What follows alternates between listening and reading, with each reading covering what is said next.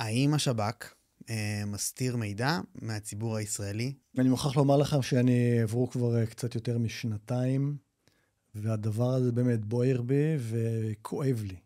כי אני מכיר את השירות, אני מכיר איך השירות עובד, והמחדל הכל כך קשה הזה, במאני טיים, בזמן הכי חשוב של שירות הביטחון הכללי, שבו הוא אמור להתריע ולמנוע ולסכל פיגועים והרג של אזרחים ישראלים, הוא פשוט כשל. יש הרבה מאוד סיבות. קודם כל, אנחנו כולנו צריכים להמתין לוועדת חקירה, וכן צריכה להיות ועדת חקירה, גם על שירות, גם הגורמים הביטחוניים, הגורמים המודיעיניים, הגורמים המדיניים, כולם. ואם כרגע פתחתי סוגריים לגבי ועדת החקירה, אז ועדת החקירה היא לא צריכה להיות רק לגבי 7 באוקטובר.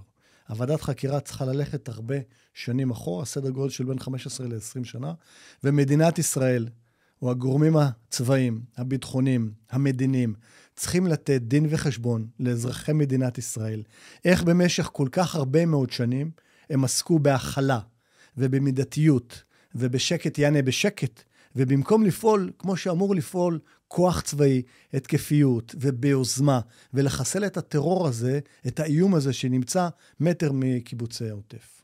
אז איפה אתה בעצם שם את האחריות? קודם כל, האחריות היא, אם אני כרגע מדבר על שירות הביטחון הכללי, כמובן שיש פה את האחריות הצבאית והאחריות המדינית, אבל אני מגיע מעולמות המודיעין, ואני שב"כ לשעבר, אז אם אני מדבר... בוא נגיד רק במילה שאתה בעצם היית רכז שטח ביהודה ושומרון, נכון? כן, אני הייתי רכז לאורך הרבה מאוד שנים, רכז שטח ביהודה ושומרון. לא עבדתי ברצועת עזה, מלבד תקופה קצרה ששם הייתי חניך לפני הרבה מאוד שנים.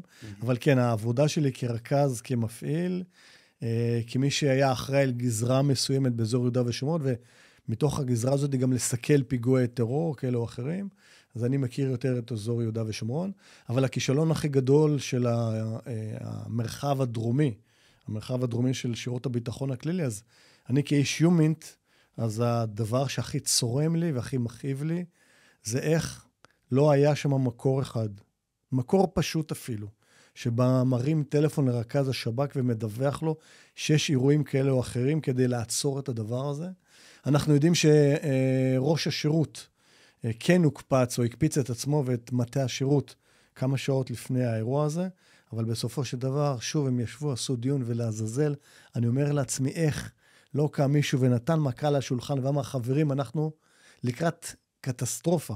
עכשיו, הקטסטרופה הזאת, האיום הזה היה מוכר לצבא והיה מוכר לשירות הביטחון הכללי, והם ידעו שחמאס מתארגן לבצע אירוע בסדר גודל כזה, היו כמה וכמה איכויות שהשב"כ ייתר אותם ונטרל אותם, ואני אומר לעצמי לעזאזל, איך לא חשבתם שמה שתכננו לכם כמה חודשים קודם לכן, הם מתכוונים לעשות את זה ב7 באוקטובר, ואני לא מצליח לתפוס איך הדברים האלה קרו, אבל כמובן שהוא כישלון, אם נרד לרמה הטקטית, גם לרמה הטקטית, אז כן, כישלון בהפעלת היומינט, או לפני זה בגיוס מקורות יומינטים זה מקורות חיים, בשפה העממית קוראים להם משתפי פעולה, תושבי רצועת עזה, אם זה תושבים רגילים, או אפילו פעילי חמאס, שיקום אחד ויתקשר לרכז השב"כ, ויגיד לו, תשמע, מתוכננת פה עכשיו איזושהי התקפה, תתכוננו ותכינו את הצבא, ולצערב זה לא קרה, ואם אנחנו מדברים גם על ההיבט הטכנולוגי, אז גם שם הייתה טעות. עכשיו, אם אני מסכם את זה הכל, אז לדעתי אחת הטעויות של שירות הביטחון הכללי, לפחות בגזרה הדרומית, זה שסמכו יותר מדי על הסיגינט, ושכחו את היומינט. והערך המוסף של שירות הביטחון הכללי, זה לא הסיגינט, זה היומינט.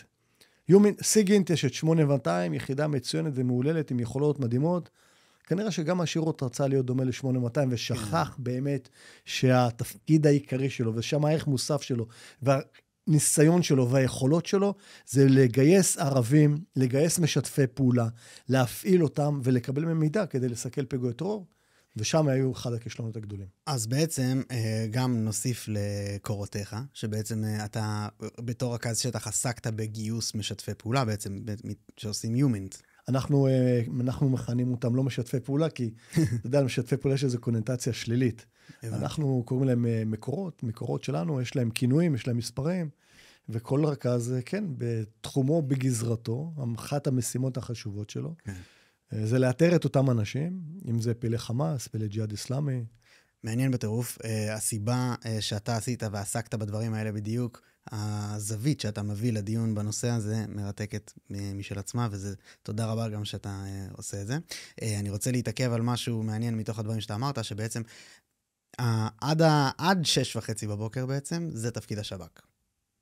נכון. משם יש כישלונות נוספים.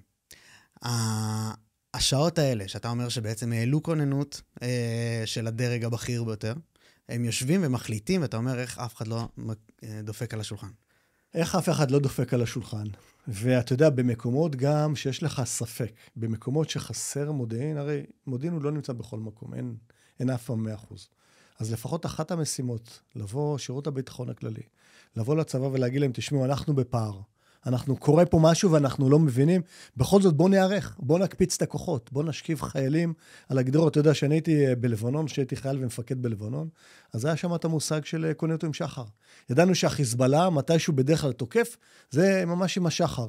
ובכל לילה, בכל לפנות בוקר, אני זוכר את זה בלבנון ובבפור ובמקומות נוספים בעומק לבנון, גשם, חורף, שלג, בוץ, היינו בשעה 4:30, 5 לפנות בוקר, כל החיילים, עייפים, סחוטים, נשכבים על הבוץ, על הסוללות, וממתינים לחיזבאללה שלא הגיע ברוב המקרים. ואני לא מצליח להבין איך האירוע הזה לא קרה גם שם. אז אתה בעצם עשית פה הפרדה מאוד חשובה בין להיות גם ערוך מבצעית, כוננות, לקום בפועל, וגם ההחלטה, נכון. ואתה אומר שבעצם הסיבה לכשל העיקרי שם זה חוסר במודיעין. נכון. אבל האם יש שם כן אפשרות שבה, אמרו לי פה אנשים בפודקאסט, שהתקבלו שם החלטות שינו את כל התמונה, החלטות שנובעות מטעויות אנוש ובורות וכל מיני סיבות, אבל בפועל היו שם טעויות מאוד מאוד חמורות, שהיום יש ניסיון שלא נשמע מהם. אתה חושב שיש תרחיש כזה בכלל? לא שלא. תראה, אני לא יודע להגיד לך, כי א', אני לא הייתי שם, אני כבר כמה וכמה שנים לא בשירות הביטחון הכללי, אז אני לא מכיר את הפרטים, אני כן קראתי כמו כולם את התחקיר ששירות הביטחון הכללי הוציא. לגבי שאלתך, האם יש אנשים שבכוונה מסתירים את הטעויות שלהם ואת המשגים שלהם? לא בכוונה עשו שם חס וחלילה משהו. שזה גם כן... אז א', אני מאוד מאוד מקווה שאין באמת אנשים כאלו, כי אם כן, מקומם לא בשירות הביטחון הכללי, אלא בבית. אני מאוד מקווה שאין אנשים שבאמת מנסים להסתיר את הטעויות שלהם, אבל מאחר ואני מכיר את ה-DNA השירותי, אז האנשים לא עובדים בחלל ריק ולא עובדים לבד. זאת אומרת, יש הרבה מאוד שותפים, ויש איזה מישהו, אנשים שבעלי יושרה, שיראו איזה מנהל, שבא ומנסה לטייח או להסתיר את המשגיות, הטעויות שלו, הם לא ישתקו על זה. הם יצעקו והם ירישו והם לא יוותרו. אז ככה אני מקווה מאוד שאין באמת אנשים כאלו, אבל אתה יודע מה, יכול להיות, אתה יודע, יכול להיות שאולי כן. אין לי באמת, אין לי תשובות. אני מבין, זה אני מבין ומקבל. בנוגע אבל הטעויות שכן אנחנו יודעים, שפורסמו בתוך התחקיר. מה אתה חושב ששם הנקודה ששינתה את כל הסיפור? ושוב, אנחנו מדברים עד ל6:30. הנקודה העיקרית היא שברגע אפילו חשדתם, יכול להיות שלא הייתה תמונת מודיעין מלאה, הייתם צריכים להזיק כוחות. אבל אני אגיד לך עוד דבר. יש היום אנשים שמסתתרים מאחורי המושג קונספציה. עכשיו, לדעתי זה תירוץ. מה זאת אומרת קונספציה? אם אתה איש מודיעין, התפקיד שלך זה לא לחיות בקונספציה. התפקיד שלך זה לפעול על פי המודיעין שיש לך. גם אם על פי הקונספציה המגונה הזאת, כביכול, הבינו שהחמאס לא מתכוון לתקוף, או לחמאס אין אינטרס לתקוף מהסיבות כאלו או אחרות, זה לא רלוונטי. זה לא רלוונטי, כי איש מודיעין, התפקיד שלך זה להגיע למודיעין. ואם אין לך את אותו מודיעין ברצועת עזה, אז תפעל, תעשה מבצעים, תסתכן, תעבוד קשה, תפעיל מקורות, תגייס מקורות, כדי לקבל את אותו מודיעין. ואם אין לך את המודיעין הזה וזה קורה, אז אם אין את אותו מודיעין, אז כדי להגן על האזרחים, אתה חייב לבצע פעולות מבצעיות, או פעולות אגמיות, ולצורך העניין, לשים חיילים על הגדרות, להביא כוחות נוספים. למה זה לא קרה בעצם? אני לא יודע להגיד לך, אבל אחד הדברים שאני רוצה לומר, שאחת הטעויות הגדולות של מדינת ישראל, שהם סמכו, או במקרה הזה הצבא, הם סמכו על הגדר. אתה לא יכול לסמוך על הגדר. גדר לא יודעת להגן על הגבול כשאין לידה חיילים, או חיילים או טנקים או תצפיות. וכנראה שנתנו איזשהו קרדיט גדול מדי לאותה גדר, שבסופו של דבר כולנו הבנו שלמרות המיליארדים שהשקיעו בה, הייתה גדר מצ'וקמקת בסופו של דבר. כן, אבל אתה בעצם מדבר על משהו גדול יותר, שזה היוהרה הכללית, שאפשר ליפול אליה שם בהרבה הקשרים. אם יש משהו, ואני אומר לך את זה כאיש מודיעין, שאסור שיהיה לאיש מודיעין, זה שחצנות ויוהרה. ויותר מזה לחשוב שהוא יודע הכל. וכן, כן, כנראה שהיו שם כמה וכמה אנשים, שלמרות ההתראות, למרות הדיווחים שהם קיבלו, החליטו שהם כנראה מבינים יותר, ושוב, אנחנו חוזרים לאותה מילה מגונה קונספציה, אז כנראה שהם קיבלו החלטות שכנראה מה שהם מקבלים זה לא נכון ולא מדויק. אז דובר בזמנו באמן על אותה נגדת ו' והייתה נגדת נוספת. כן. אבל מעבר לזה, תשמע, מעבר למודיעין, יש את התצפיתניות. יש את המודיעין הגלוי. בדיוק. והתצפיתניות ראו את ההתארגנות של פעילי חמאס. הם ראו את האימונים. הם ראו את המודלים. היו שם מודלים, הם בנו מודלים בדמוי של קיבוצים של העוטף. עכשיו, הדבר, מקודם אני דיברתי על הכלה ועל מידתיות ועל איפוק, שזו גם אחת הטעויות. אם אתם ראיתם לעזאזל, אם אתם ראיתם של הגבול שלכם, כוח מתעצם, אז תפגעו בו. אני קורא למושג הזה, וזה, אתה יודע, זה פשוט מושג שהוא מתסכל, אבל אני קורא למושג הזה אבולוציית הטרור. למה הכוונה? הרי אנחנו לפני הרבה מאוד שנים, אני זוכר שאני הייתי כחייל צעיר, אז בעיקר התמודדנו עם אבנים, עם סכינים, אולי פה ושם רימונים או מטענים שזרקו עלינו, אבל זה היה. ומדינת ישראל אפשרה למפלצת הזאת, לאבולוציית הטרור, להגיע מ-67, מאבנים שהפלסטינים זרקו לחיילים, הם עברו למטענים, הם עברו למחבלים מתאבדים, הם עברו לכדבמים, הם עברו לאמצעים נוספים, ליכולות נוספות, ובסופו של דבר, אבולוציית הטרור, מאבנים, הגיעה לפיגוע, לא פיגוע, אלא לשואה הזאת של 7 באוקטובר, ולכן אבוי לנו, אני אומר, עם אחד הלקחים של מדינת ישראל. צריכה להיות, דרך אגב, זה גם היה בצפון. כולם מדברים על האוהל של החיזבאללה, כן. שאף אחד בכלל לא חשב להוריד אותו.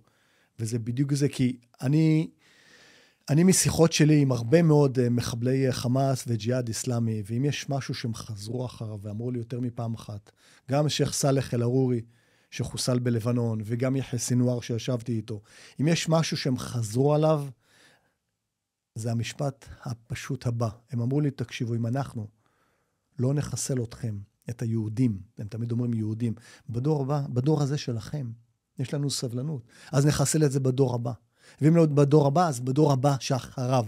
אם יש משהו שתנועת החמאס, כרגע אם נדבר, נעשה איזשהו זום אין לעזה, יש שם 2 דברים שתנועת החמאס לא תוותר עליו. האחד זה ההישרדות שלהם, והדבר הנוסף זה לחסל את מדינת ישראל, ולחסל את היהודים במדינת ישראל. זה מה שהם לא יוותרו. עכשיו, תשאל אותי, למה הם כל כך מתעקשים על ההישרדות שלהם? או לא כי הם מחפשים את מנעמי השלטון, שכן יש שם מנעמי השלטון, היו לפחות לחמאס, זה לא זה. כי החמאס מבינים שבמידה והם יאבדו את הכוח הצבאי שלהם, את הנשק שלהם, הרי החמולות, אבו שבאב, או דורמוש, יחסלו אותם. אותם קבוצות או משפחות של פעילי פתח שהם רצחו אותם וזרקו אותם מהגגות ב-2007, בהשתלטות שלהם על רצועת עזה, הם ירצחו אותם. ולכן מה שהחמאס עושה עכשיו, הוא מפגין משילות, מוציא להורג אנשים ואומר להם, חברים, אנחנו פה השולטים. כי תראה, ברחוב הערבי, מי ששולט ברחוב הערבי, זה לא אין שם הדמוקרטיה. זה מי שמחזיק את הנשק. גם אם אתה מיעוט. זה מי שמחזיק את הנשק, אבל העניין הוא שברצועת עזה, החמאס הם לא במיעוט. רוב תושבי רצועת עזה, הרוב המכריע, הם תומכי חמאס. אין שם בית שאין שם פעיל אחד או יותר של תומכי חמאס. ולכן, כנראה שלא נצליח לגרום להם לא להיות תומכי חמאס, אבל מדינת ישראל חייבת להתעקש ולא לוותר הפעם על המצב הזה שהחמאס חוזרים לשלוט ברצועת עזה, שלטון צבאי, גם במחיר של להישאר בתוך רצועת עזה, גם במחיר של לא לאפשר את השיקום, בוודאי לבצע מצב של פירוז. עכשיו, מדברים על חמאס ברצועת עזה, אני מכיר חמאס נוסף. חמאס אזור יהודה ושומרון הוא אכזרי ומסוכן, לא פחות מהחמאסניקים מעזה, ויש לנו גם במזרח ירושלים, ולכן מדינת ישראל חייבת, קוראים לזה בעולם המודיעיני, קוראים לזה רצף סיכולי.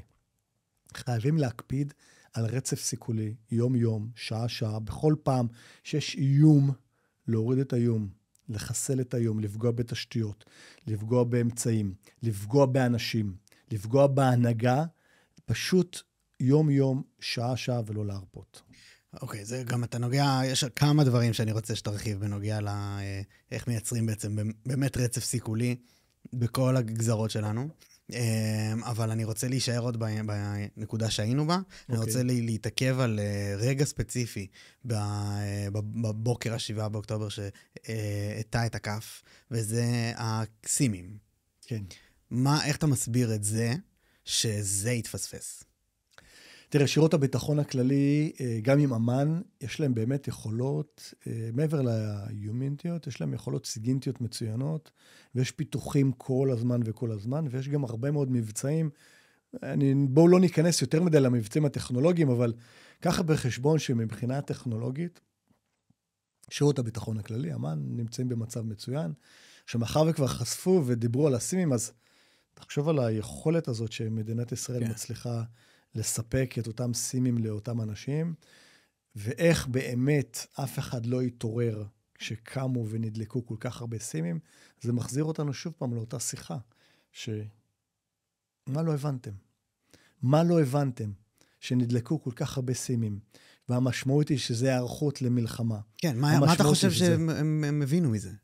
או שהם פספסו את זה לגמרי? הם לא פספסו, כי הם קיבלו את אותם דיווחים, נכון. אבל כנראה, שוב, אני לא יודע, לא הייתי שם, לא הייתי בין מקבלי החלטות, אבל כנראה שהם חשבו שאולי זה תרגיל, אולי זה אימון, אולי זה יבש לפני רטוב, כמו שקראנו לזה בצבא, וחבל מאוד שגם אם העריכו שאולי זה רק תרגיל, ורק איזשהו הכנות של החמאס, אז הייתם צריכים לפגוע ולתקוף, וגם לשים כוחות.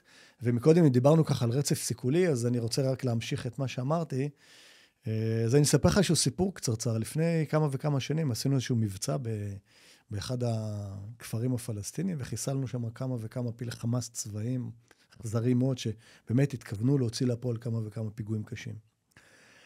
וזה היה מבצע ארוך, מתגלגל לאורך הרבה מאוד שעות, ואתה יודע, כבר לקראת סוף המבצע, אני זוכר שכבנו כבר עייפים, שפוכים באחד הבתים, באחד הכפרים הפלסטינים, וניגש אליי, אז בזמנו זה הסגן מפקד יחידת דובדבן. והוא אמר לי, מה אנחנו עושים פה בעצם? שאלתי לו, מה אתה מתכוון? הוא אומר לי, אוקיי, אז אנחנו חיסלנו עכשיו כמה וכמה פעילי חמאס, ואז הוא אומר לי את המשפט הבא. הוא אומר לי, תקשיב, מה שאנחנו בעצם עושים, זה שאנחנו הורגים את היתושים, אבל לא באמת מייבשים את הביצה. והביצה זה אותן תשתיות טרור חמאס, שנמצאות בהרבה מאוד מקומות בעולם, ושם כנראה לא היינו מספיק טובים ולא היינו מספיק נחושים, ואפשרנו, הרגנו עוד יתוש ועוד יתוש ועוד יתוש, אבל הביצה המשיכה לייצר לנו הרבה מאוד מחבלים, הרבה מאוד טרוריסטים. אם אתה מנסה להמשיל את הביצה באופן קצת יותר פרקטי. את הביצה? כן, איך אתה מרחיב את הדימוי הזה? כל מה שקשור לארגוני הטרור. אם זה תשתיות, אמצעים, איך מייבשים את הביצה הזאת? אז קודם כל רצף סיכולי. כספים, למשל, טרור בלי כסף לא יכול לפעול, כי הוא צריך לשלם לפעילים, הוא צריך לקנות אמצעי לחימה. אז זה אומר שיש בו הרבה רבדים והרבה צירים, אבל אם נכנסנו באמת לציר הכספי, אז כן, להיכנס לחשבונות בנק, כן, להעלים או לקחת, לחלט את הכספים. עשינו את זה בעבר בכמה וכמה מבצעים, לצערי לא המשיכו לעשות את זה. זאת אומרת שלהיכנס לחשבונות בנק, לחלט אותם. לעצור פעילים או חלפנים שעוסקים בהעברת כספים ממקום למקום, שבסופו של דבר מגיע לאותם מחבלים. אותן עמותות פיקטיביות, גם עמותות של הרבה ערביי ישראל, שכביכול מספקות עזרה וסיוע לפלסטינים המסכנים, הכסף הזה בסופו של דבר מגיע לאותם ארגוני טרור. אז זה כספים, וזה פגיעה במנהיגים, וזה אם צריך גם מצבים קיצוניים, צריך לחוקק חוק, גם לגרש משפחות. לגרש גם משפחות, לעזה או למקומות נוספים. פגיעה במבנים, במוסדות, בכל מה שקשור לארגון החמאס, ורק לא לחמאסניקים עצמם, למסיעים שלהם, למלינים שלהם, לסיינים שלהם, לתורמים שלהם, לכל מי שמגיע. הם צריכים להבין שלא כדאי להם. אנחנו צריכים לפגוע במוטיבציה שלהם, כי רצון לחסל אותנו יש להם. אף אחד לא ייקח. אנחנו צריכים עד כמה שניתן, בצורה עקבית, קשה ועוצמתית, לפגוע במוטיבציה, כדי שהם יבינו שלא שווה להם. כן. אוקיי, אז שוב, העניין עם ההמשך, מה עושים מכאן, זה עוד חלק שאני עוד רוצה שנגיע אליו מכיוון אחר. אני רוצה רגע להתעכב על עניין יחיא סינואר, שאתה בעצם דיברת איתו וישבת איתו. מה אתה יודע להגיד עליו כדמות שהציבור אולי לא יודע? תראה, ישבתי איתו, הייתה איזושהי פגישה אחת, זה היה בתקופה של גלעד שליט. כן.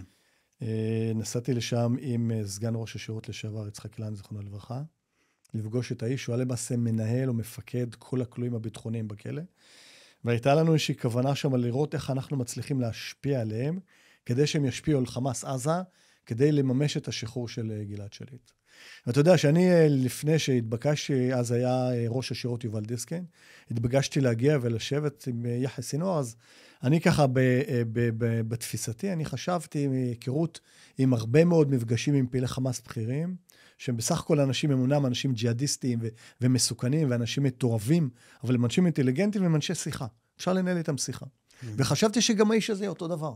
שאפשר לנהל איתו שיחה, אנחנו לא נסכים על שום דבר, והוא רוצה להרוג אותי ואני רוצה להרוג אותו, זה בסדר, אבל חשבתי שאפשר לנהל איתו שיחה. וכשאנחנו נכנסנו לחדר הביאו אותו מהתא שלו, וישב אותו יחיא סינואר, אז באמת מהר מאוד התגלה בן אדם שהוא קיצוני, והוא מתלהם, והוא מצטט כל מיני אמירות אסלאמיות, והוא נותן לך להבין שזה או אנחנו או אתם. בצורה מאוד מברורה. ואחד הדברים שאז בזמנו הוא אמר לי, ואז אתה יודע, אחרי ה7 באוקטובר זה ממש הכניס לי אגרוף בבטן שנזכרתי בזה, גם איזה פעם חבר הזכיר לי. ישבנו איתו ואמר, אתם יודעים, אנחנו פעילי החמאס, פה אנחנו השבויים שלכם של היהודים. תמיד משתמשים במושג יהודים. אבל יום אחד הוא אמר, יבוא יום אחד ואתה תראה שאתה והמשפחה שלך, אתם תהיו השבויים שלי, או שלנו, אני לא זוכר בדיוק איך הוא התבטא, ואתה יודע, היום זה אגרוף לבטן, והיום אני מבין שכנראה שהוא תכנן את האירוע הזה עוד מהכלא. עכשיו, תשאל אותי איך הוא הצליח ואחרים לא. הרי מוחמד דף היה הרבה מאוד שנים, מפקד החמאס הצבאי ברצועת עזה, ולא הוציא לפועל כזה אירוע שואתי ועצום. אסמאעיל אבו הנייה, הפקיד הזה, היה מפקד החמאס ברצועת עזה, ולמעשה מי שהחליף אותו, או מי שניצח בבחירות, זה יחיא סינואר. עכשיו תשאל אותי למה יחיא סינואר ניצח את אסמאעיל אבו הנייה, כי בחברה הפלסטינית, אם אתה נותן להם לבחור בין מתון או קיצוני, אז הם יבחרו את הקיצוני. ואם אתה נותן להם לבחור בין הקיצוני לקיצוני יותר, אז הם יבחרו תמיד את הקיצוני יותר.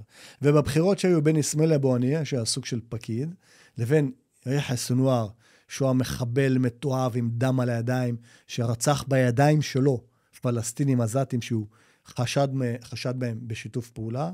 אחד הסיפורים המוכרים כבר סופרו, זה שבן דוד קרוב שלו, שהוא חשד בו בשיתוף פעולה, הוא אמר לו, תחפור פה איזה קבר, חפר, הכניסו אותו פנימה לתוך הקבר, ויחיא סינואר והחברים שלו, הכניסו אותו בחול וחנקו אותו למוות.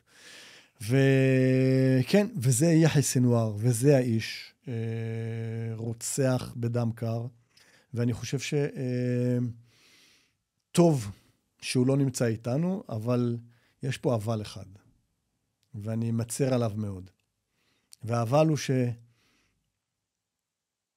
שמדינת ישראל לא חיסלה את האיש הזה, כשהיו הזדמנויות, והיו כמה וכמה הזדמנויות, זה כבר פורסם. ואני רוצה לשתף אותך בהערכה שלי, יכול להיות שאולי אני טועה, אבל יכול להיות שלא, אבל זו הערכה האישית שלי. גם מההיכרות עם האיש ופועלו, כי עובדה שמוחמד דף לא עשה את זה לפניו, למרות שהיו לו הרבה הזדמנויות, הרבה מאוד שנים. ואני מעריך שבמידה והיינו מחסלים את האיש הזה, ה7 באוקטובר לא היה יוצא לפועל. אני יכול לשאול, יש לי מספר שאלות. אז קודם כל, מעניין אותי בנוגע לדמות שלו שאתה מתאר, שבעצם 7/10 זה ממש פרי התגשמות הדמות הזאת. נכון? זה ממש... אני חושב שכן. אני חושב שה7 באוקטובר זה פשוט יחס סינואר, אבל אני אומר שוב, אני אומר לך, זו הערכה אישית שלי, כי לפניו היה מחמד דף, כן. והוא לא הוציא לפועל אירוע כזה. אני אומר בחוויה האישית שלך, אתה הרי פגשת אותו ואמרת שהוא היה בן אדם מאוד... מאוד מאוד אלים. אלים. מתלהם. אחד כזה שלא נעים גם לדבר איתו. אבל שוב, אתה יודע, ממפגש אחד, קשה לי לבוא ולהגיד, אבל מההיכרות מסביב, אני חושב שאם היינו מחסלים את האיש, אתה יודע מה, וזה לקח נוסף לכולנו. בוא נלך רגע לצפון. חסן נסראללה. 32 שנים האיש הזה הרג לנו מאות חיילים בלבנון. ואף אחד לא חשב אפילו שצריך להוריד ולחסל אותו. אז הגיע 7 באוקטובר, ואז החלטנו שכן. כן. ואחד הלקחים של מדינת ישראל, שכל מנהיג חמאס חדש שקם, לא רק מנהיגים, גם פעילים, בחיזבאללה, בג'יהאד איסלאמי, שעוד לא דיברנו עליהם, הם בכלל מחוץ למשוואה, ג'יהאד איסלאמי, חזית עממית, שועדי אל-אקצא, כל הארגונים הפלסטינים האלו, אסור לנו לרחם. כי אותם אנשים, אותם מפקדים שלהם, אותם מנהיגים, מה הם עושים בסופו של דבר? מה המטרה שלהם זה? לחנך את הילדים שלהם שיהיו אזרחים טובים, שיהיו רופאים, שיהיו עורכי דין טובים? לא. המשימה העיקרית, אם לא היחידה ביותר, ותשאל שם כל ילד קטן, זה לחסל את היהודים. זו המטרה הנעלה שלהם. לצערי הרב, אני אומר. כן, ואני יכול אולי לשתף אותך בסיפור קצר. בוודאי. שקשור לאירוע הזה. באחד הלילות אנחנו עשינו איזשהו מבצע מעצר, אני גם מספר על זה ככה. את הדוגמה הזאת אני גם נותן לעתים בסוף ההרצאות שלי, בזמן השאלות ששואלים אותי. אז הגשנו לבצע איזשהו מעצר של איזשהו פעיל חמאס צבאי. ונכנסנו הביתה ועצרנו את האיש, זינו אותו, עצרנו את האיש. וככה, כשאני עומד ככה במרכז הסלון, עם החיילים והמאבטח שנמצא איתי, אז אני ככה מזהה בזווית העין את האמא. מתקרבת אליי, אתה יודע, לבושה ככה באיזו סמלה אסלאמית ומחוסה, וגוררת אחריה איזשהו ילד קטנצ'יק בן 5. והילד קצת מבועל ובוכה וזה, והיא מתעקשת, והיא גוררת אותו, והיא מתייצבת ונאבדת מולי. מאבטח ככה טיפה נדרך, אבל אמרתי לו, הכל בסדר. ואז היא אומרת לי את המשפט הבא, היא אומרת לי, שייפו הד אל-וולד, היא אומרת לי, אתה רואה את הילד הזה שלי בן 5? היא אומרת לי, אני, האמא שלו, ואני מלמדת אותו מגיל 0, ואני מחנכת אותו להיות שהיד. ויום יבוא, היא אומרת לי, והוא גם ירצח אותך. עכשיו, איזה עתיד יש לחברה הזאת? איזה עתיד יש לאותו ילד, שהאמא שלו, במקום ללמד אותו להיות אזרח טוב, להיות תלמיד טוב, להיות בן אדם טוב, להיות חבר טוב, היא מאחלת לו והיא רוצה שהוא יהיה שהיד. זו המשימה החשובה ביותר שלהם. כן, אני מבין. העניין הוא עם הדמות הזאת והדברים שאתה באמת אמרת עליו, על סינואר, שגם מעניין אותי, אמרת שהיו כמה רגעים שבהם היה אפשר להוריד אותו, ולא עשינו את זה. נכון. אתה יכול לספר עליהם טיפה יותר? מה בדיוק קרה שם גם? תראה, אני אספר דברים שכבר מוכרים ודברים שהם פורסמו. כן, היו כמה וכמה הזדמנויות אופרטיביות. אתה יודע, לפעמים מודיעין הוא לא מספיק. מודיעין חייב, אתה מחבר אותו להתכנות מבצעית. לא מספיק שאתה יודע איפה הוא נמצא, אתה צריך גם לדעת שאתה באמת צריך להגיע, לבוא לעצור אותו, או להכניס כוחות מיוחדים, או לראות עליו טיל. ועל פי מה שפורסם לפחות, היו 6 אירועים, כאלו שהייתה הזדמנות לחסל אותו, אם זה מהאוויר או אם זה באמצעים אחרים, וזה לא בוצע. תראה, בהפגנות, קראו להם הפגנות השיבה שמרחו על הגדר, אז הוא היה שם כמה וכמה פעמים. והאיש הזה הרי הוא תחת העין הפקוחה של השב"כ 24/7, כל הזמן, כל הזדמנות, עוטפים אותו עד כמה שניתן במודיעין כזה או אחר, כל הסוגים, והיו הזדמנויות, ובסופו של דבר אירוע כזה זה החלטה של ראש ממשלה. ובסופו של דבר ראש הממשלה לקח החלטה שהיא החלטת טעות, ולא נתן את האישור. יותר מזה אני חושב שגם בהיבט הזה, אחד מהלקחים, לא צריך להיות בכלל החלטה של ראש ממשלה. צריך להיות החלטה, קבע הצבא, השב"כ, אם זה ראש המרחב, או אם זה ראש השב"כ, או אם זה הרמטכ"ל, או אם זה ראש מרחב דרום, לא צריך להגיע להחלטה. למה הוא מוגדר בכזה אופן שמחייב את ראש הממשלה להתערב באותו זמן? כי יש פה גם היבטים שהם מעבר להיבטים הטקטיים. זאת אומרת, יכול ראש הממשלה לבוא ולהגיד, תקשיבו, אני מעריך שבמידה ואתם תחסלו את יחיא סנוואר, אז אנחנו נחטוף 50 רקטות לכיוון שדרות, ואני לא רוצה לשלם את המחיר הזה. אבל זה כבר שיקולים של ראש הממשלה, וקטונתי מלהגיע למקומות האלה. ברור, את זה אני מבין. מבחינת השתלשלות האירועים, גם בהקשר של סנוואר, זה נראה לי ממש מחובר לאותה תרבות החלה שאתה מדבר עליה.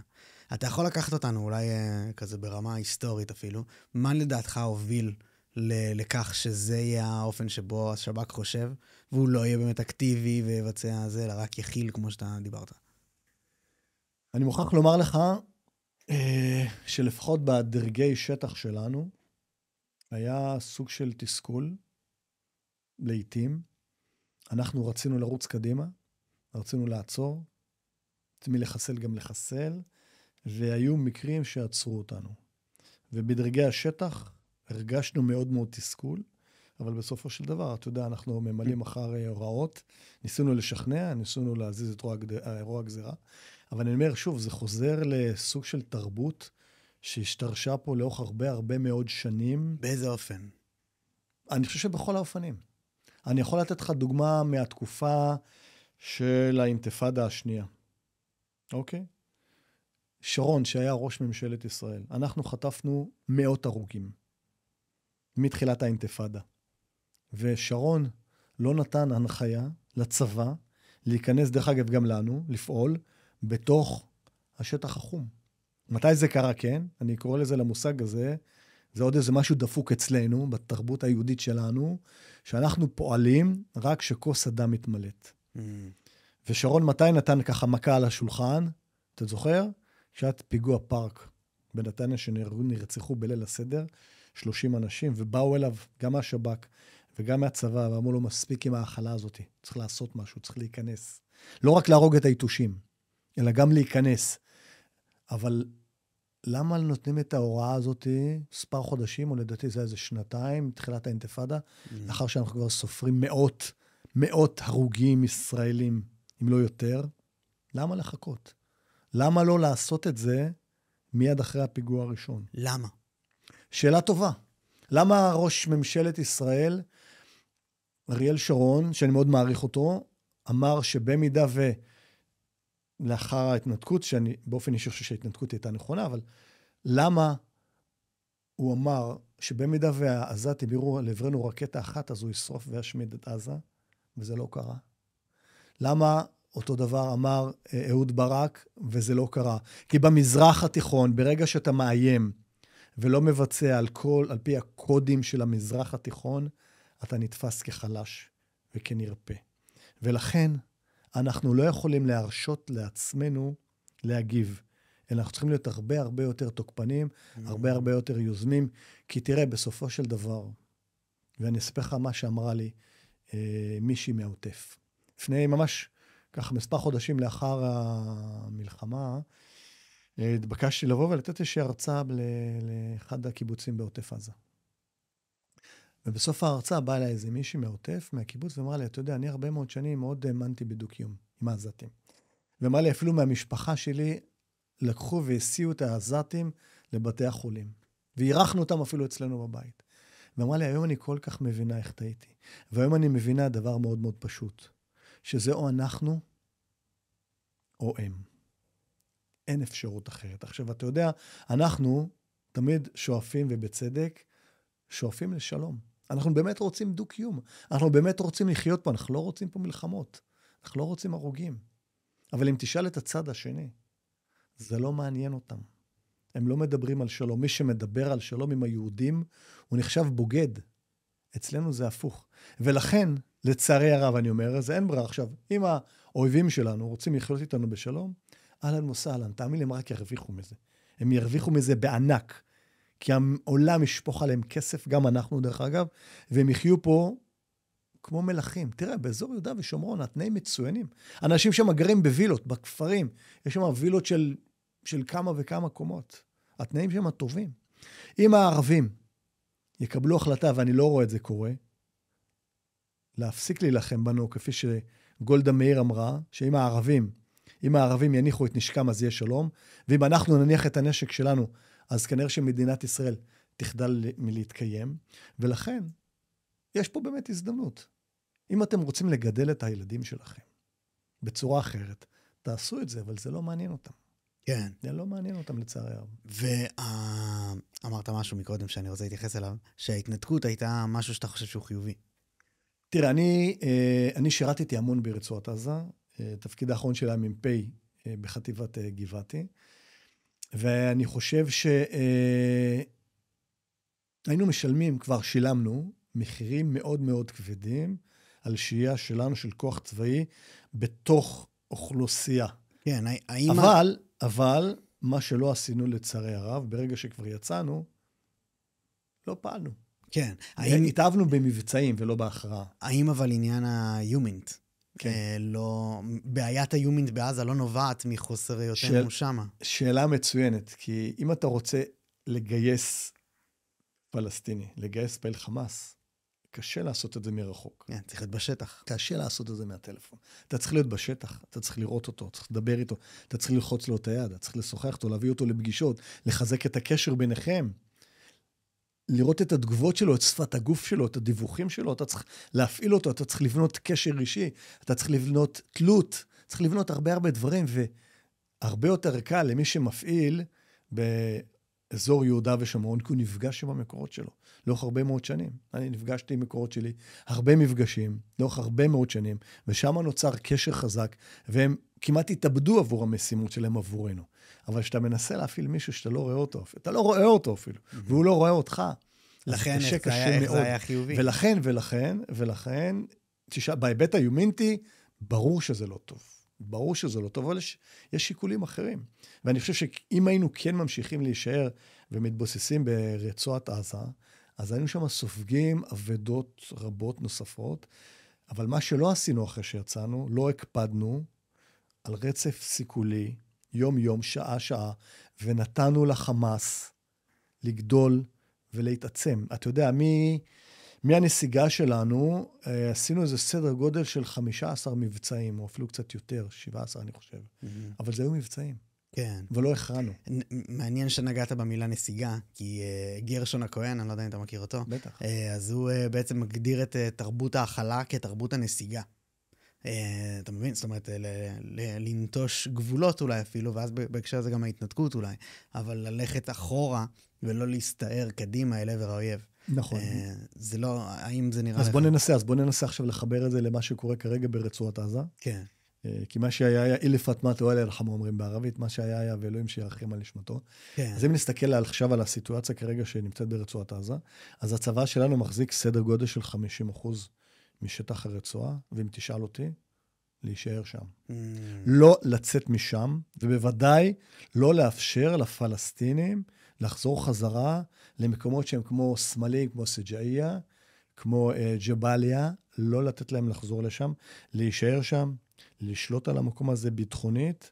אתם רוצים? אהלן וסהלן, אתם רוצים שאנחנו ניסוג? כן. אתם רוצים? תתפרקו מהנשק. אותו הקשר אבל של ההתנתקות, עומדים להיות עבודות רבות שם. איפה? בעזה. כל עוד אנחנו שם שומרים על כל האזורים שאתה מתאר. ולכן אנחנו צריכים לא לאפשר לאוכלוסייה אזרחית לחזור לאזור הזה, כי אז חס וחלילה, מתוכם עלולים לצאת כמה וכמה פעילי חמאס, ולכן, כן, תשמע, בוודאי שיש שם איזשהו סיכון, אבל אם החמאס, בעצם הם לא רלוונטיים כבר, אתה יודע, הטעות היא שאנחנו מדברים חמאס, ואנחנו בעצם מכניסים אותם למשוואה, צריכים לדבר עליהם כעבר. כן, אתה רואה את זה ככה? אני חושב שאין ברירה אחרת. לא, זה לא פשוט. בפועל. חובה. מה זאת אומרת? האם אנחנו בנקודה שבה חמאס הוא כבר בעבר? תראה, חמאס קודם כל הוא ממש לא נמצא במקום שהוא היה בו לפני המלחמה. ספגו, וזה באמת הודות גם למודיעין של שירות הביטחון הכללי, אבל בעיקר לאותם החיילים שלנו והמפקדים, וכמובן לחללים הרבים שלנו, של כוחות הביטחון ושל הצבא, שבזכותם אנחנו כאן. ואני חושב שכן, כן. אם העזתים רוצים להמשיך לחיות ולהתקיים ברצועת עזה, חמאס הוא לא צריך להיות במשוואה, וצריך לפרז אותו מנשקו.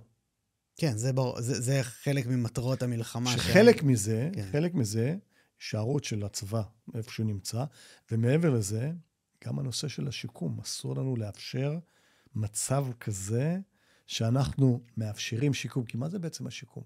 הכסף לאן ילך? הכסף ילך לחמאס.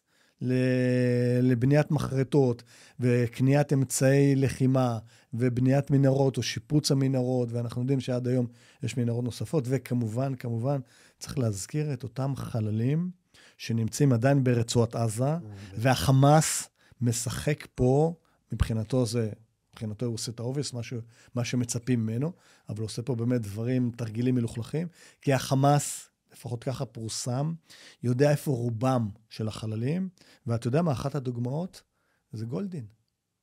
החמאס יודע איפה נמצא גולדין. החמאס חטף את גולדין לפני 11 שנה, הוא יודע והוא לא מחזיר אותו, כפי שהוא לא מחזיר חללים נוספים, שהוא יודע איפה הם נמצאים, מהסיבה הפשוטה, שהוא רוצה לשמור על ההישרדות שלו, הוא רוצה למשוך זמן, הוא מקווה שאולי טראמפ יימאס לו, הוא מקווה שאולי עוד 3 שנים טראמפ כבר לא יהיה בשלטון ויגיע איזשהו שלטון אחר, ואז חמאס ימשיך וישלוט ברצועה. אסור לנו להסכים לדבר הזה בשום פנים ואופן. כן, זה או אנחנו או הם, אין באמצע. אז אני רוצה לשים את היום שאחרי בעזה, ככזאת, לשים אותה כוכבית שתכף נחזור אליה.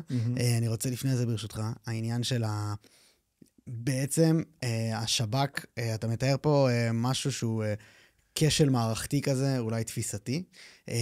מה לדעתך צריך לקרות בשביל שהשב"כ יתנער מהדבר הזה? שיקום השב"כ. אני אספר לך על זה משהו, ממש בפרוץ המלחמה, אבא שלי שלחם גם ביום כיפור וגם במלחמת 6 הימים, אז הוא אמר לי שהם סיימו את מלחמת יום כיפור, הוא לא חשב שנופתע פעם נוספת כפי שהופתענו ביום כיפור. ולצערי הרב זה קרה לנו ב7 באוקטובר.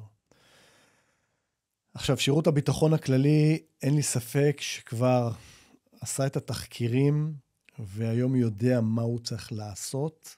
כן, אתה חושב, אין לך ספק? אני משוכנע שכן. שהוא יודע איך להתקדם קדימה באופן שבו... שזה לא יקרה פעם נוספת? כן. אז תראה, אם אנחנו נלך ככה מלמעלה למטה, אז ברמה האסטרטגית, זה חיסולו של החמאס. זה פשוט לחסל את החמאס, לחסל את הכוח הצבאי של החמאס ושל הג'יהאד האסלאמי ושל כוחות נוספים. עם זה נתחיל מלמטה. ולאחר מכן, כמו שדיברנו מקודם, לעבור ולבצע כל הזמן רצף סיכולי, שהם כל הזמן יהיו בבריחה, בהסתתרות, לפגוע במי שצריך לפגוע. אני ברשותך רוצה להקשות רגע, כי אתה מדבר פה ברעיונית, שזה נכון, שאני מבין... אז אני אענה לך גם לגבי השירות, הלקחים של השירות. זהו, בערך ברמה הארגונית, להכניס לתוך המקום הזה בכלל רעיון חדש. אז אני אגיד לך מה שקורה כבר עכשיו, זה לא סוד. הרי שירות הביטחון הכללי חקר אלפי פעילי נוח'בה, ואלפי אנשים נוספים.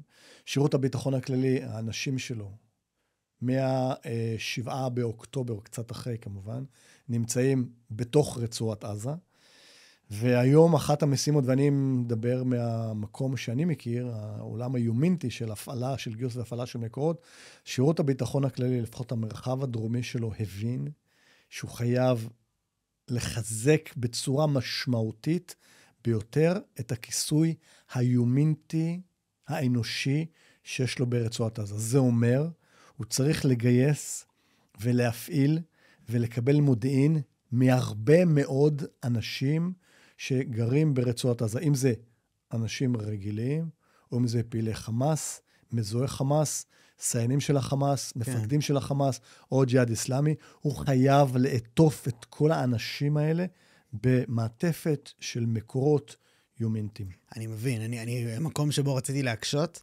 נוגע... תקשה עליי. מה שניסיתי לעשות, זה בעצם להגיד לך שכארגון, איך מנערים ארגון שנשבע בקונספציה כלשהי, אולי, אתה יודע, להכניס לשם רעיונות חדשים ביצועיים, יהיה קשה יותר. אתה מבין? לא, תראה, השירות הוא כארגון, הוא שירות יצירתי. הוא באמת שירות יצירתי, ואנחנו גם ראינו לאורך הרבה מאוד שנים, הרבה מאוד מבצעים מאוד מאוד ייחודיים, אבל אם אנחנו ככה נתחם את זה לאזור רצועת עזה, כן. בוא נשים רגע בצד את ההיבט הטכנולוגי.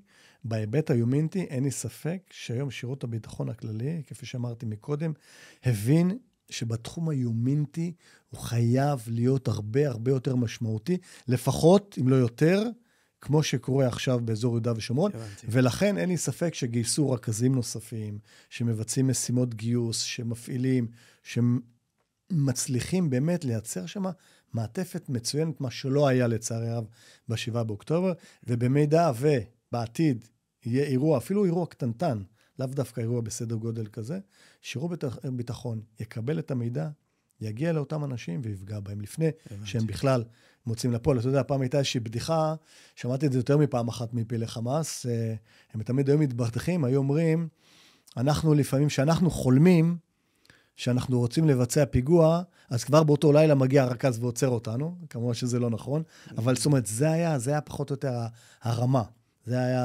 ההרתעה שלנו כשב"כ, אל מול אותם אנשים, ואם אנחנו חוזרים שוב, אז לא תגובה, אלא התקפה, כן. יצירתיות, עוצמתיות. אז בעצם מה שאתה מתאר זה המצב ההפוך ממה שראינו בשביעי לעשירי. לגמרי. שככה הם ממש לא לגמרי, מרגישים. ואני אומר את זה בכאב רב, ממש. כן.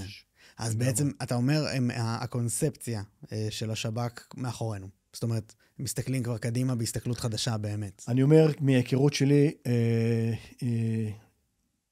עם האנשים של שירות הביטחון הכללי, ותראה, שירות הביטחון הכללי גם נכשל לא רק ב7 באוקטובר, היו לנו אירועים נוספים של כישלונות. שירות הביטחון הכללי מבחינתו, הוא יכול לסכל מאות פיגועים בשנה, יש פרסומים פעם בשנה, מאות פיגועים, אבל אני אומר לך, כרכז שטח, לא הסתכלנו על הסיכולים. לא הסתכלנו על אותם פיגועים שמנענו, הסתכלנו על המקומות שבהם נכשלנו. מקומות שאנשים נהרגו ואנשים נפגעו, ושם זה כאב לנו, ושם ניתחנו ובדקנו איפה לא היינו בסדר, אין לי ספק, לגמרי משוכנע, שירות הביטחון הכללי למד את הלקח שלו, ושוב, אני לא נביא, ואני לא יכול לבוא ולהגיד, זה לא יקרה שוב. כן. אבל אני חושב שהצלקת היא כל כך עמוקה, שהשירות למד את הלקח, גם עם הצבא כמובן, והם עושים ופועלים כדי שאירוע, גם בסדר גודל קטן יותר, לא יקרה שוב. מעניין מאוד שאתה אומר את זה. אני מקווה, אני רוצה ללכת עם מה שאתה אומר, בשביל להאמין באמת. קשה לי, מודה. אני מניח שגם למאזינים. אני מבין. אני מבין, אבל אני מבין לגמרי, ואחרי אירוע כזה, כל מה שאני עכשיו אנסה להגיד, אז כן. הוא יישמע לא אמין אפילו. אבל אני אומר שוב, אני מהיכרות שלי עם האנשים ועם ההיסטוריה השירותית וההצלחות בעבר שכן היו לשירות, אני חושב שהציבור יכול להיות רגוע, שבאמת יש שם אנשים שאומנם טעו, אלה שכבר טעו כבר לא נמצאים, אבל יש שם אנשים שעושים הכל ימים כלילות, כדי באמת להגן על מדינת ישראל. אוקיי, אז זה טוב. נשים וגברים כמובן. כן. אז אוקיי, אז אני רוצה להחזיר אותנו ליום שאחרי בעזה. מה אתה חושב אז בעצם תפקיד, לפי מה שאני מבין ממך, הצבא מחויב להישאר שם בשביל שיהיה לשב"כ אפשרות לאסף יומנט. אנחנו, לא רק זה. קודם כל, אנחנו המעצמה האזורית כאן. למזלנו גם אנחנו הכי חזקים כאן. אתה יודע מה היה קורה אם זה היה הפוך. כנראה לא היינו מתקיימים. היו מוצאים את עצמנו בים או במקרה הטוב. אז קודם כל זה לא רק מזל, אלא זה הרבה בזכות. האנשים שלנו, החיילים שלנו, המפקדים שלנו, אנחנו יותר חזקים, ואנחנו צריכים להסתכל על עצמנו כמעצמה. ובמזרח התיכון, החזק הוא זה שקובע את הכללים ולא החלש. אתה יודע, יש פתגם מאוד מאוד מפורסם בתרבות הערבית, שהיד של האויב שמושטת אליך, במידה ואתה מרגיש שהיא חזקה, אז תלחץ אותה. תעשה מה שאומרים לך. אבל ברגע שאתה מרגיש שהיד נחלשת ורועדת, תקטע אותה. וזה מה שקרה לנו ב7 באוקטובר. הם הבינו שאנחנו חלשים, שאנחנו עסוקים בדברים אחרים, שאנחנו לא מאוחדים. כנראה שהם חשבו שהם יכולים לכבוש אותנו או לפגוע בנו, והם, אמנם הייתה להם הצלחה ב7 באוקטובר, לצערי הרב. אבל בסופו של דבר, אתה יודע, דניאל, החזק במזרח התיכון הוא זה שצריך לקבוע את הכללים, ובוא אנחנו נקבע את הכללים. אם אנחנו נחליט שהאינטרס הביטחוני של מדינת ישראל, שהצבא יהיה ב-50% מהשטח של רצועת עזה, אז כך יהיה. אם מדינת ישראל תחליט שהאינטרס הביטחוני שלה זה לא להכניס סיוע כזה או אחר לרצועת עזה, אז בסדר, אנחנו נקבע את הכללים. נכון, אני לא מתעלם שיש את האירופאים ויש את האמריקאים, אבל יש צירים, יש דרגי עבודה שיודעים לדבר איתם, שיודעים לשכנע. בדרך כלל, אתה יודע, מה ששומעים בתקשורת זה לאו דווקא הדברים שנאמרים מתחת לשולחן או בחדרי חדרים. אבל מדינת ישראל כן צריכה לקבוע את הכללים. מה שהיה לפני 7 באוקטובר, בכל ההיבטים שדיברנו עליהם, אסור לו לחזור על עצמו. באיזה עוד אופן? ברמת שליטה אזורית? ברמת שליטה ביטחונית. ברמת פעילות מודיעינית, פעילות מבצעית, פעילות סיכולית. כספים, פירוז, סיוע הומניטרי. אנחנו צריכים לקבל את כל ההחלטות שלנו. עכשיו אני אומר, אהלן וסהלן, אתם העזתים. כשאני אומר עזתים, כי צריך להבין, העזתים רובם הם תומכי חמאס. לבוא ולהגיד, אתם העזתים, אהלן וסהלן, אתם רוצים לחיות בצורה טובה, בצורה מכובדת, אתם רוצים שנשקם, לא אנחנו, ששקמו את רצועת עזה, יש לזה תנאי. יש לזה מחיר. אתם לא רוצים? בואו נחזיר אותם, נשאיר אותם, נחזיר אותם. שאני אומר לתקופת האבן, לא הכוונה שיחיו כמו בתקופת האבן. בואו נחזיר אותם לתקופת האבן, הכוונה שהיכולת הצבאית היחידה שלהם יהיה לזרוק עלינו אבנים. ולשם אנחנו צריכים לשאוף. ואתה חושב שזה אפשרי בעזה? אני חושב שיש לנו כוח צבאי חזק, יש לנו מודיעין מצוין.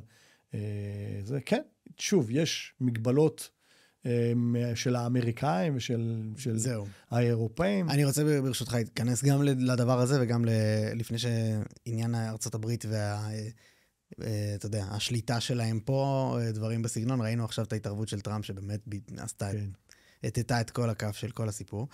אבל לפני זה, אמרת שהתעסקנו בדברים אחרים, לפני היד החלשה, שאנחנו הגשנו, שקרתו לנו. כן. אתה יכול להרחיב על זה? מה אתה בעצם רואה שהראה אותנו כחלשים? אתה יודע, תנסה להסתכל על העולם הערבי. לא שאני בא ואומר שאנחנו צריכים לגנוב כמוהם, בוודאי שלא, וטוב שלא, אבל זה כאנקדוטה. תסתכל על כל מדינות העולם הערבי, ותנסה לאתר לי בתוך אחת מהמדינות האלה ארגון טרור. אין. וזה למה? אפס סובלנות. אפס סובלנות לטרור. אפס סובלנות. אתה יודע, יותר מפעם אחת אמרו לי, אתם פעילי חמאס, המזל הכי גדול שלנו, שאתם היהודים, אתם האויבים שלנו. כי אתם אף פעם לא תלכו עד הסוף. תמיד יש לכם את הגבולות. יש לכם את המגבלות הדמוקרטיות שלכם. יש לכם את המוגבלות המוסריות שלכם, וזה בסדר גמור. ככה זה צריך להיות. אבל שאתה נלחם כנגד ארגון טרור, ג'יהאדיסטי, מסוכן, רוצח תינוקות, רוצח ילדים, אונס, אז אתה צריך לראות איך אתה מצליח לפעול נגד אותו ארגון טרור באמצעים אחרים. אני לא אומר לפעול בניגוד להנחיות, אבל כן, לחוקק חוקים. בוא ניתן לך דוגמה אחת, שאולי עשויה לדוגמה קטנה. מחבל מתאבד, או מחבל שיוצא לבצע פיגוע. הוא בא ממקום מסוים. הוא התחנך, האמא שלו, ואבא דרך אגב זה האמא תמיד. האמא היה יותר קיצונית, ברוב המקרים. אז הוא מגיע מבית גידול מסוים, ששם הג'יהאד הוא חשוב, והמות קדושים הוא חשוב, ולרצוח יהודים זה הדבר הכי חשוב. הוא יוצא, הוא מגיע מבית גידול מסוים כזה. עכשיו, אותו אחד כזה, רגע לפני שהוא מקבל החלטה, או מישהו ששלח אותו, להוציא לפועל פיגוע, להתפוצץ למשל באיזשהו אוטובוס, הוא חושב על המשפחה שלו. ומה הוא חושב? שהמשפחה שלו יזכו לכבוד גדול, כי הוא שהיד. ויבנו כיכרות על שמו, וההורים שלו יקבלו הרבה כסף. ואמא שלו תהיה שהיד, היא תלך ברחוב, בכפר, וכולם יסתכלו עליה וכבדו אותה ואת אבא. מבחינתו זה דבר נהדר, הוא בכלל הגיע 72 בתולות, בכלל נהדר, יש דבר יותר טוב מזה. אבל במידה, והאיש הזה, רגע לפני שהוא מבצע את הפיגוע, יבין וידע, שהמשפחה שלו תשלם את המחיר בגלל המעשה הזה שלו.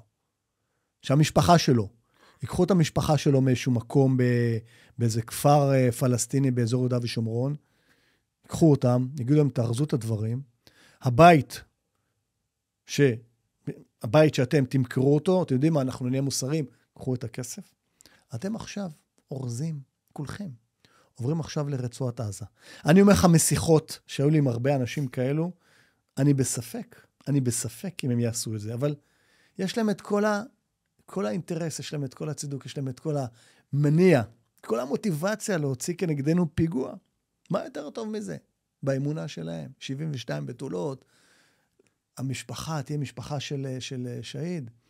אז אני אומר, זו דוגמה אחת, יש הרבה דוגמאות, אנחנו לא באמת מפעילים את כל הכלים, ודרך אגב, אפשר לעשות את זה באמצעות חוק. אני לא אומר לעשות את זה בצורה פרטיזנית, או על כל אחד, אבל כן, גזר דין מוות למשל. בטח. גם. בארצות הברית זה כל כך רווח, ולנו זה נראה כזה לא מוסרי. למה אנחנו לא עושים את זה? כן, זה באמת מוזר. למה אנחנו מוסריים כלפי אותם רוצחים מתועבים, שממש ממש לא מוסריים כלפינו? כן. אבל אני אומר שוב, אנחנו מדינה דמוקרטית, אנחנו מדינה מוסרית, וזה נהדר, אבל בואו נחוקק חוקים. דרך אגב, עונש מוות, קיים חוק. בטח. היה פה נושא, עניין בעצם החלת חוק על האוכלוסייה, אפס סבלנות לטרור, שבאמת אני הבנתי כמה שבסעודיה ובאיחוד האמירויות הם פשוט לא, האופן שבו הם שינו את השיח דרך המסגדים אפילו, לא נותנים לשאת דרשה שכוללת... דוגמה מצוינת. כן. דוגמה מצוינת. במדינות ערב, הדרשנים מקבלים מהממשלה את הדרשה כתובה.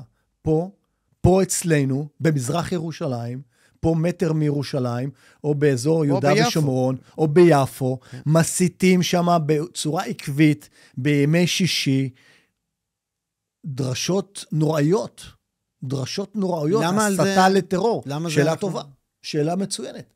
למה לוקחים אותם אנשים ומכניסים אותם 10 שנים לכלא, 20 שנה לכלא? למה? למה לא מכניסים אותם לכלא לאותם אנשים? כי אנחנו מוסריים. יותר מזה אני אגיד לך. כביכול. יותר מזה אני אגיד לך, השתייכות לארגון טרור, דינה הוא כמה וכמה שנים בכלא. אתה יודע כמה פעילי חמאס מוכרים יש באזור יהודה ושומרון, שמסתובבים חופשי? למה לא מכניסים אותם לכלא? אין מקום בכלא. תירוץ. אפשר. צריך להכניס אותם לכלא. אני אומר, לא יכניסו עכשיו 1.5 מיליון אנשים לבתי הכלא, אבל כן, להכניס יותר ויותר אנשים לכלא. מעניין. העניין של בעצם, כן, היה אצלי פה חוקר עולם הפשע, שהיה ממש מרתק איתו, אלי סניור, שהוא בעצם הסביר לי את העניין הזה, שאפילו לפושעים אין מקום בכלא. שזה בעיה ממש ממש חמורה. תראה, אם נגענו בזה, יש הרי מגבלות משפטיות. אז אנחנו כל היום מכירים את השמות האלה של ראשי ארגוני פשע. כמה כאלה יש? איך הם לא בכלא? עשרות? מה, ארגוני פשע? לא, ראשי ארגוני פשע. אני לא מכיר, אני לא מגיע מהעולם הזה. זהו. אבל בכירים, יש הרבה. בדיוק. כן, יש הרבה. ועדיין הם... ויש הרבה, כי העניין הוא, אנחנו מתקשים. לא בהיבט של לשלוח חיילים ולעצור אותם, יש בתי דין צבאיים. זהו, ובאמת באותה חולשה שלנו, אני חושב שגם נובעת מחיבור דווקא לאירופה יותר. החולשה המוסרית, אנחנו באמת ארצות הברית, עונש מוות זה עובר ממש בסבבה, העניין עם אירופה הוא כזה שלא נותן לנו את האפשרות לבגץ לאשר כאלה דברים. אני רוצה שנתעכב רגע לעניין הזה ברשותך. החיבור שלנו לארצות הברית, מה אתה חושב עליו, ומה אתה חושב עליו בימים אלו, סביב כל מה שבאמת היה עם טראמפ פה והכל? אני חושב שהיה לנו מזל גדול, שקמלה האריס לא ניצחה בבחירות. כן, זה ברור. ראינו במקום אחר, אנחנו ראינו את הנזק העצום שעשה ברק אובמה, שחיזק את האחים המוסלמים. יש פה דברים לחיוב, ויש פה דברים לשאלה. אני חושב שיש פה הרבה יותר דברים חיוביים, שאתה יודע, סוף סוף יש פה נשיא, במדינה מערבית, שמבין את המזרח התיכון. יש פה סוף סוף מנהיג מערבי, בניגוד להרבה כאלה באירופה, שמבין שיש פה את הצד הטוב, שזה אנחנו, וזה הצד הרע. יש פה סוף סוף מנהיג מערבי, שמבין ומכיר את החזון של האחים המוסלמים. הרי מה זה החזון של האחים המוסלמים? הם הבינו, לפני הרבה מאוד שנים, שהאירופאים חזקים עליהם. האמריקאים חזקים, גם אנחנו חזקים צבאית. אי אפשר לנצח אותנו צבאית, אבל מה כן אפשר לנצח אותנו? מספרית. כי העולם המערבי דמוגרפי. הוא עולם, בדיוק. עכשיו, הם קוראים לזה הג'יהאד הגדול. זה פשוט הג'יהאד הגדול. הם מדברים על זה היום בכל רם. אתה יודע, פעילי דאעש תמיד היו משתמשים באיזשהו מושג, שדיברו איתם על הנושא של ההגירה. ההגירה ממדינות, מהמזרח התיכון, ומדינות ערביות נוספות או מוסלמיות, לאירופה, כדי להשתלט מספרית על אירופה ולשלוט באירופה. הם תמיד הגדירו את זה בצורה מאוד מאוד ציורית. הם אמרו, אנחנו כאסלאם הקיצוני, ניסינו לנצח, אתה יודע, גם בעיראק אז בזמנו עם דאעש, עם אייסס, ניסינו לנצח את הברית, את האירופאים, את האמריקאים, ניסינו לנצח אותם בגרזן. אז הם תמיד המשילו את האירופאים, או את המערבים, לעץ תמר, לעץ דקל גדול, וניסינו לקרות את העץ דקל עם גרזן, ולא הצלחנו. ואז מה הבנו? שאנחנו נקרות את העץ הזה, נהרוג את העץ דקל הזה, או את המערב, באמצעות או כמו תולעת שאוכלת אותו מבפנים. וזו המהות, וזה מה שהם עושים היום. זה מה שהם עושים היום, דרך אגב, גם באמצעות הכספים הקטריים, בארצות הברית ובאירופה, ולא סתם אומרים, the West is the next. אני אומר לך, אני מאוד מפחד, אבל הבעיות החמורות ביותר, זה לא רק בפוליטיקה. לא זה שהם הולכים לשם, לא רק בפוליטיקה.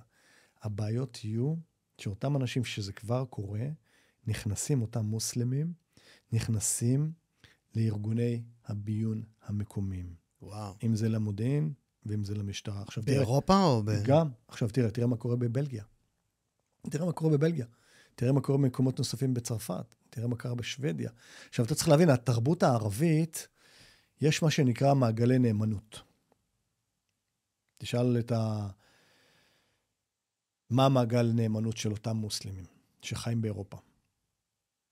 אז הנאמנות שלהם היא לא למדינה. יש מעגלי נאמנות. המעגל הנאמנות הראשון של המוסלמי, ככה הוא גדל, ככה שהוא נולד, הוא למשפחה הגרעינית שלו. המעגל הבא, למשפחה מורחבת. המעגל שאחריו, לחמולה. תשאל אותי איפה נמצא פה הנאמנות של אותם מוסלמים לצרפתים או למדינת צרפת. לא קיים בכלל. הם מבחינתם רוצים שאירופה תהיה מדינה, או אומה אל-אסלאמיה, האומה המוסלמית. מעבר לזה יש אמונה, ושוב, זה לא דברים שאני אומר. אתה יודע, אני גדלתי במושב, אני מושבניק, אבל זה דברים ששמעתי מהם. גם אני. כן? זה דברים ששמעתי, דברים שלאורך הרבה מאוד שנים שמעתי מהם. והם מאמינים באמת שיש את האדמות האסלאם שייכות לאסלאם, והם מאמינים שבכל מקום שהאסלאם היה בו, או כף רגלו של הנביא מוחמד דרכה, אלו אדמות אסלאמיות. ואירופה מבחינתם זה לא אדמות נוצריות, זה האדמות שלהם. והם צריכים לכבוש ולשלוט באירופה. ואתה אומר בעצם שטראמפ הוא הנשיא הראשון שמבין את העניין הזה. טראמפ הוא הנשיא, שוב, אני מניח לא ראשון בכל העבר. כן, אני מניח שיש, תראה, יש באירופה, קיימת איזושהי התעוררות מסוימת באירופה, כי כנראה שסוף סוף הם הבינו את הקטסטרופה. כי תראה, הרחוב בהרבה מאוד מדינות הוא די נכבש, אנחנו רואים שם כל מיני תמונות, די נכבש על ידי האסלאם, והביטחון האישי של אותם אירופאים נפגע. אני יודע, אני לפני כמה שנים יצא לי לדבר עם מישהי מצרפת. ואמרה לי, אתה יודע, אני כבחורה צעירה, לפני הרבה מאוד שנים, יכולתי להסתובב בפריז בכל מקום שרציתי. באמצע הלילה, לפנות בוקר, לבד. היא אומרת לי, היום אני מפחדת לצאת מהבית. אני מפחדת, אני גדלתי, אני נולדתי בצרפת.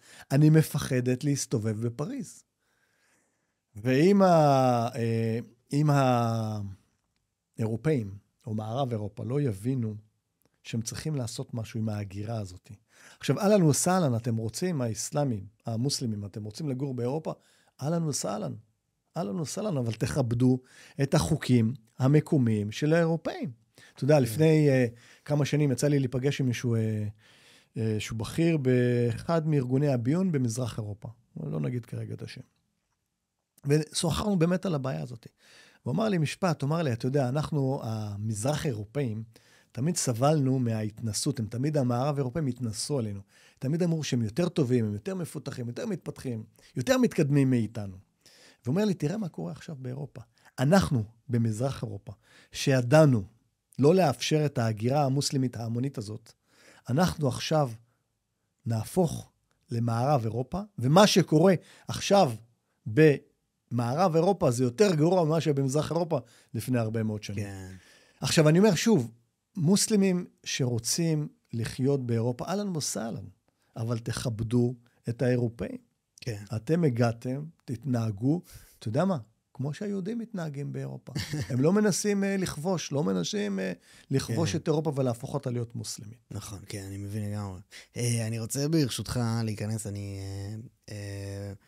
הסיפורים שלך, שאתה חולק גם בספר. בספר, כן. כן. בעצם, אם אתה כרגע בתוך כל הדברים האלה שאנחנו מדברים עליהם, ועל איך בעצם השב"כ עובד ואיך אתה רוצה שהוא יעבוד הכי טוב, אתה יכול לחלוק אולי סיפור אחד שבו נראה לך המנגנון עבד הכי טוב שאפשר, ושאפשר ללמוד ממנו על איך צריך להתנהל?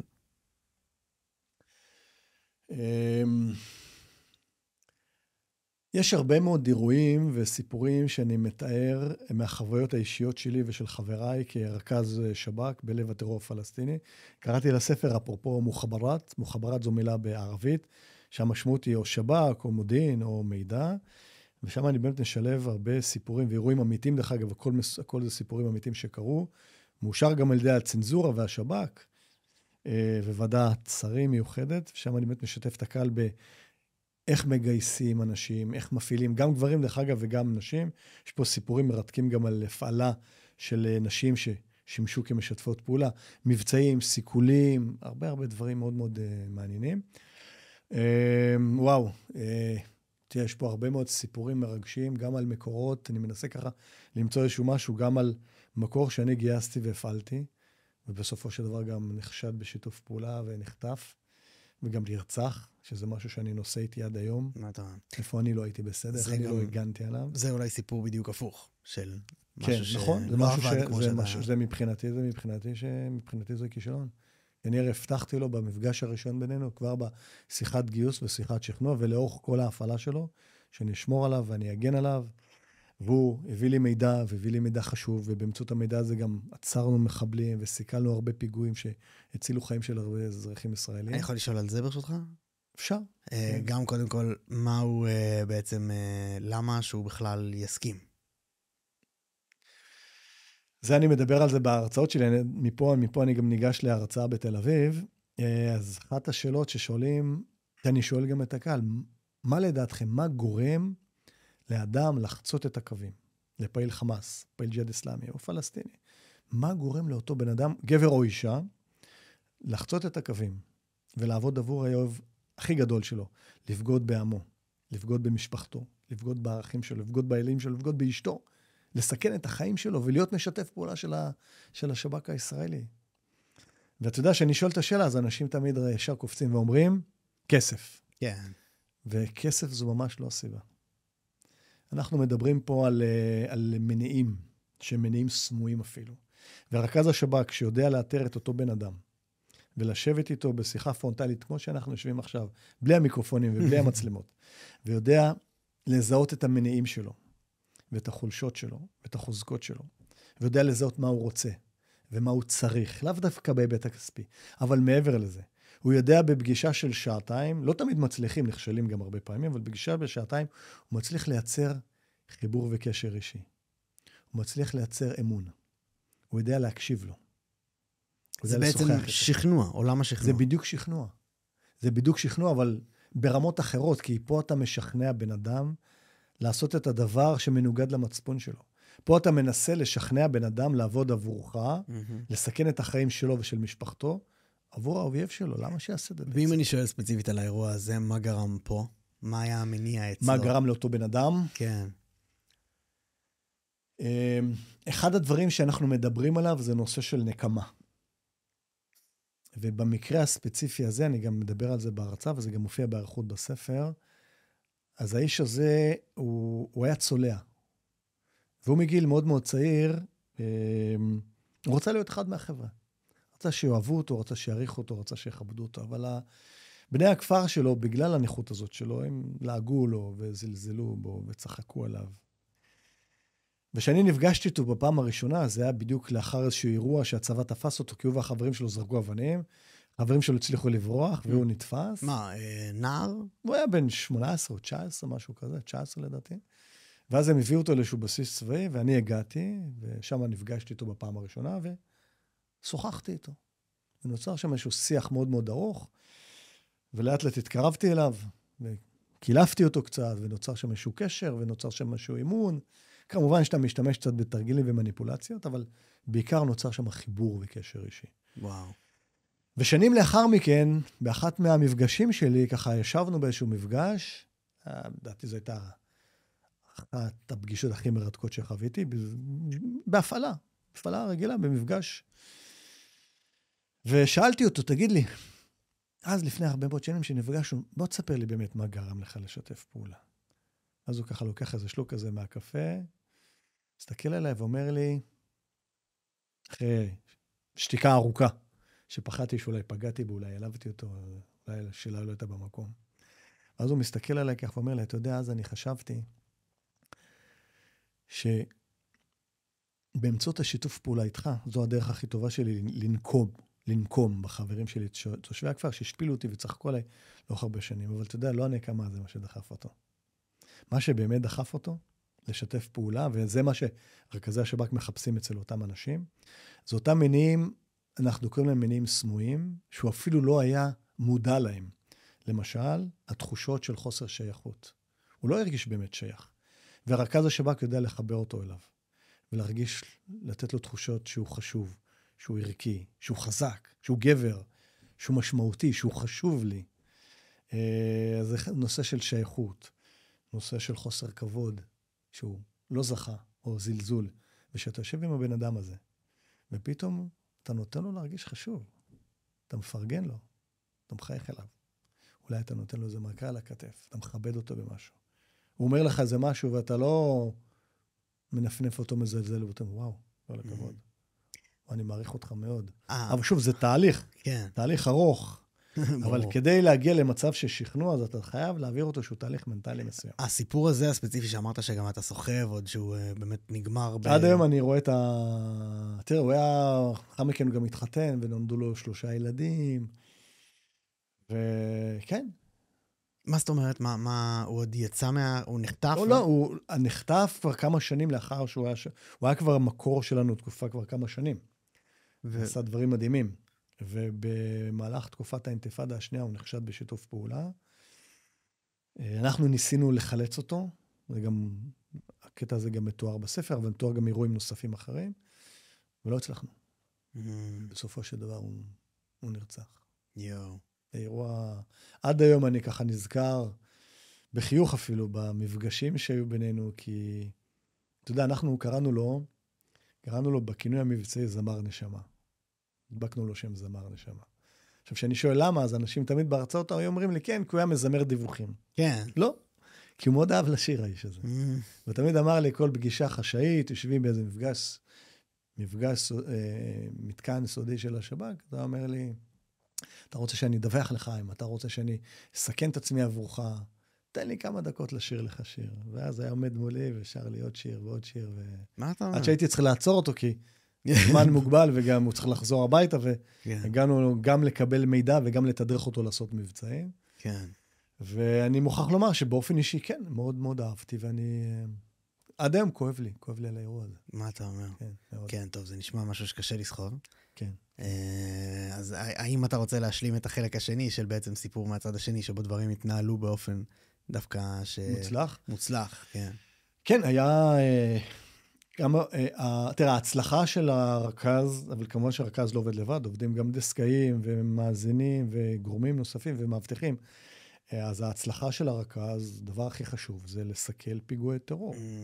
הדבר שאתה הכי גאה בו זה סיכולים שביצעת? זה סיכולים שביצענו. זה למשל, אני גם מדבר על זה בהרצאה, על אירוע של פיגוע משולב שהיה מתוכנן להתבצע על ידי 2 מחבלים מתאבדים, שהיו אמורים להוציא לפועל פיגוע התאבדות, ואנחנו באמצעות אחד המקורות שלנו הצלחנו להגיע אליהם, לעצור אותם בזמן, ולסכל את אותו פיגוע, וגם כשהגענו ועשינו חיפוש, גם מצאנו חגורות נפץ מוכנות להפעלה, ואתה מבין שזה פיגוע שנמנע, כי למחרת בבוקר, אותם מחבלים מתאבדים, היו אמורים להגיע על פי התדרוך, אחד לתל אביב והשני לירושלים, ולהתפוצץ באיזשהו אזור הומי אדם, ולך תדע כמה הרוגים היו שם. עוד דבר שאני גם מופיע בפורטרוט בספר, זה גיוס של אישה. לבוא לקחת צעירה פלסטינית ממשפחה של פעילי חמאס, ולשכנע אותה, שוב, לבגוד בעמה, במשפחתה, ולעבוד עבורנו, ולסכן את עצמה, ואחרי זה גם להסגיר את אחיה, ולמנוע פיגוע קשה בתחנה המרכזית בירושלים. זה אתגר מרתק. גם לגייס, אבל גם להפעיל אישה. יש פה היבטים נוספים. זה לא כמו להפעיל גבר. למשל, מה קורה שפתאום היא חס וחלילה מתאהבת במפעיל שלה. צריך לראות איך אתה מתמודד עם זה, צריך קצת גבולות. אבל זה, נספר לך על קצה המזלג, שמה מתואר פה שער שלם. סדר גודל של איזה 5 פרקים. פרק קוראים לו מונה.